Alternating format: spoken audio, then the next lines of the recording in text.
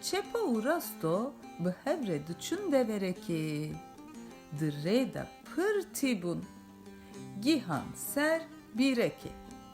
Rasto jî çepo re got, dakeve bîrê, avê vexwe û ji min re ji bîne. Çepo got, çima ez ê dakevim, tu dakevî. Çepo rasto berda bîrê. Gava ku rasto gihişt binê bîrê, pêşî av şande jorê. Duvre av ve xwar û bangı çepo kir. Çepo, min bikişîne. Çepo vegerat. Ez te nakişînim. Rasto kir nekir, çepo ev nekişand jorê. Çiqas li ber geriya, tika yani rica kir jî feyde nekir.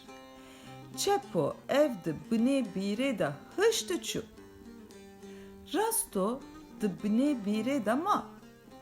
Bi xem fikirî levre tu çareya ku ji bîrê derkevê tu nebû. Ji xwe re got, heta ku hinek min bibînin, ez ê di vê bîrê de bimirim. İstek derbas bû. Denk hatı. Rasto xwe veşart. Gur, rovî û şeytan ketin hundirê bîrê û rûniştin. Dest bi sohbetê kirin.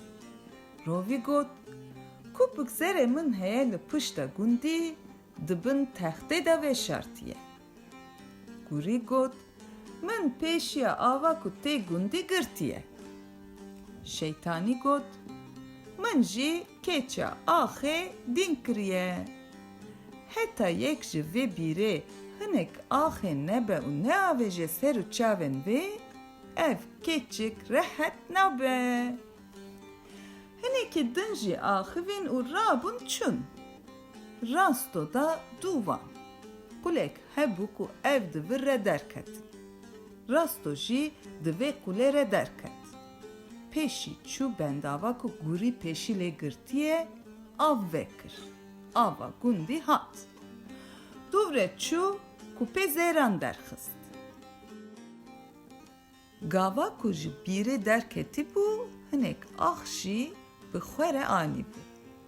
Ev ax bir, avê ser û çavên keçikê, keçik rehet bû. Axayê bavê keçikê got, min gotî bû. Yê ku keça min sax bike, ez ê keça xwe bidimê. Tu keça min dibî. Pê qayîl dibî? Rasto got, erê, ser û çavên min. Davê tu dîlana wan heft şev û heft rojan domat. Rojekê ev rastı çepo hat. Çepo jê pirsî. Ev tu çava ji bîrê derketî û vîsa devlement bûyî. Rasto tiştên ku hatine serê vî tev de jê re gotin.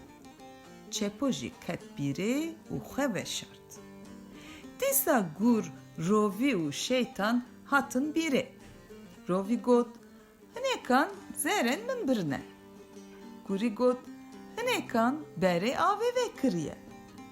Şeytanî got, hûn bawer nakin lê keça axê jî baş bûye. Fikirîn û gotin, çi bûye ji vê bîrê bûye. Hinekan li me gudarî kirine. Rabûn li hundirê bîrê geriyan, çepo dîtin û hestiyên vî nen kirin. Levre li herêma Merdînê dibêjin, rasto tim rastiyo, çepo tim şikestiyo.